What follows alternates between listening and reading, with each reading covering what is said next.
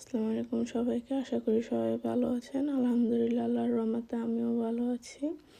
আজকে আমি আপনাদের সাথে শেয়ার করব দুবাই চকলেটের রেসিপি। এটা আমার মেয়ে বানিয়েছে। অনেক দিন থেকেই ওর শখ ছিল যে ও বাসায় ট্রাই করবে দুবাই চকলেট বানাতে। তো সবগুলো ইনগ্রিডিয়েন্টস আমি নিয়ে এসেছি বাসায়। আর এখন দেখেন ও কুনাফাগুলো কাটতে নিয়েছে, পারছিল না। তো আমি বললাম যে আচ্ছা ঠিক আছে, দাও আমি কেটে দিই তোমাকে। পরেও হাসতেছিল যে আম্মু তুমি কীভাবে এত ইজিলি করছো, কীভাবে এত তাড়াতাড়ি তুমি কেটে ফেললা সবগুলো। আমি বলছি হ্যাঁ ইনশাল্লাহ তুমিও পারবে আস্তে আস্তে।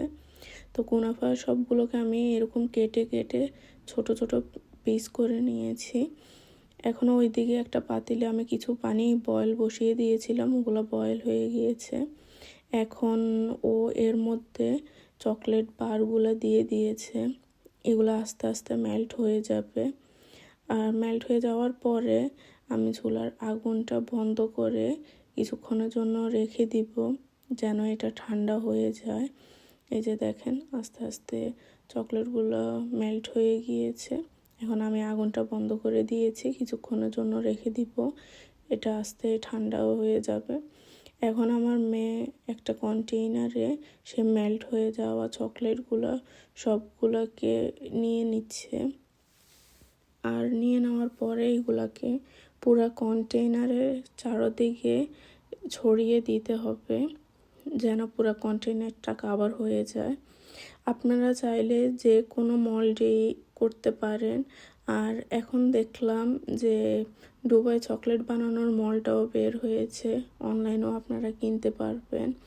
ও যেহেতু ছোট আর ওর যতটুকু আইডিয়া আছে ওইটা থেকেই ও ট্রাই করলো যে আচ্ছা আম্মু আমি বাসায় একটা কন্টেনারে ট্রাই করি। এই যে এখন পুরা ইয়েতেই রেখে ফ্রিজে রেখে দিয়েছি। ওদিকে একটা ফ্রাই প্যানে এখন কুনাফাগুলো নিয়ে নিব। নিয়ে এগুলোর সাথে এখন একটু ছোট একটা পিস ও বাটার অ্যাড করে দিয়েছে।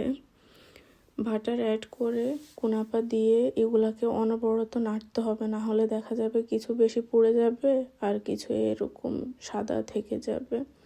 তো অনবরত এগুলো নেড়ে নেওয়ার পরে যখন আমরা দেখব একটু ব্রাউন কালার হয়ে আসছে, তখনই বুঝতে হবে যে হ্যাঁ এটা রেডি হয়ে গিয়েছে। আর অনেক মশমশা হয়ে যাবে। এখন এটা অনেক সফট লাগছে, বাট যখন রেডি হয়ে যাবে তখন এটা অনেক মচমচা হয়ে যাবে। এই যে রেডি হয়ে গিয়েছে আমাদের কুনাফাগুলো। ব্রাউন কালারটা এখন এর মধ্যে চলে এসেছে। আর একটু এই যে আমি এখন আগুনটা বন্ধ করে দিয়েছি। এখন একটা বাটিতে নিয়ে নিয়েছি। আর এর সাথে এখন ও অ্যাড করে দিচ্ছে পেস্তাসুর যে পেস্টটা ওইটা। এটা পেস্তাসু পেস্টটা এটা আমি একটা আরবিক শপের থেকে বাই করেছি। আপনারা চাইলে অনলাইনেও কিনে নিতে পারবেন। ইউকেতে এখন অনলাইনেও পাওয়া যায় এটা, কিন্তু সব শপে আবার দেখলাম যে এটা অ্যাভেলেবেল নাই। আমি আজদায়েও ট্রাই করেছি, পাই নাই। টেস্কোতেও দেখেছিলাম, পাই নাই। তো পরে আমি একটা আরবিক শপ থেকে নিয়েছি। আর আপনারা তো দেখলেই বুঝবেন যে কতটুকু পেস্তাসু পেস্টটা অ্যাড করতে হবে এই কুনাফাগুলোর সাথে। তো ভালো করে যখন পেস্তাসু পেস্ট আর কুনাফাটা অ্যাড হয়ে যাবে, অ্যাড করে নেওয়ার পরে এই যে এখানে ও আরও একটু দিয়ে দিচ্ছিল পেস্তাসু পেস্টটা, বলল যে এনাফ হয় নাই, এটাকে মিক্স করলে আপনারা বুঝবেন। তারপরে সবগুলাকে ফ্রিজের থেকে সেই কন্টেইনারটা বের করে এর মধ্যে এখন দিয়ে এটাকে একটু চেপে চেপে দিব, যেন এটা ভালোভাবে খাঁজের মধ্যে বসে। চেপে চারদিকে ঘুরিয়ে ঘুরিয়ে একটু আলতো করে চামচ দিয়ে এটাকে চেপে দিবেন। দেওয়ার পরে যখন দেখব যে এটা রেডি হয়ে গিয়েছে, তখন এর উপরে আবার আরেকটা চকলেটের লেয়ারও দিয়ে দিচ্ছে, কেননা এটাকে তো কাভার করতে হবে। এই যে ও আর বাকি যে চকলেটগুলো আছে ওগুলাও দিয়ে দিচ্ছে এর উপরে। আসলে আমাদের কন্টেনার হিসেবে কুনাফা আর পেস্তাচো যে মিক্সটা ওইটা আরও নেওয়া উচিত ছিল।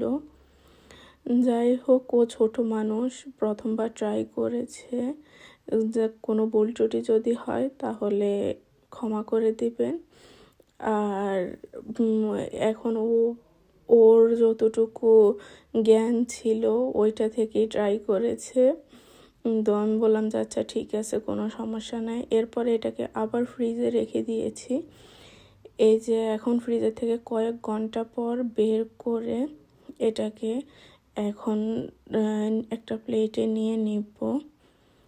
প্লেটে নিয়ে নেওয়ার সময় একটু কেয়ারফুলি করতে হবে যেন ভেঙে না যায়। এখন প্লেটে নেওয়ার পরে এটাকে নাইফ দিয়ে ছোট ছোট পিস করে আপনারা যেভাবে খেতে পছন্দ করেন সেইভাবেই আপনারা এটাকে কেটে নেবেন, যে পিস করে নেবেন। এই যে এখানে আমি কেটে দিচ্ছিলাম, ওকে বললাম যে দেখো ভেঙে যাবে, আমি কেটে নিই তোমার জন্য। এই যে এখন এভাবে পিস করে নিয়েছি। আলহামদুলিল্লাহ, খেতে অনেক মজা ছিল। ও প্রথমবার ট্রাই করেছে, কিন্তু টেস্ট অনেক মজা ছিল খেতে। আমার মনে হয় আমি শপেরটাও খেয়েছি, ওইটা থেকে ওর বানানোটাই আমার কাছে বেশি মজা লেগেছে। তো আপনাদের কেমন লাগলো ভিডিওটা জানাবেন। সবাই ভালো থাকবেন। এই যে ফাইনাল লুক। আল্লাহ হাফেজ।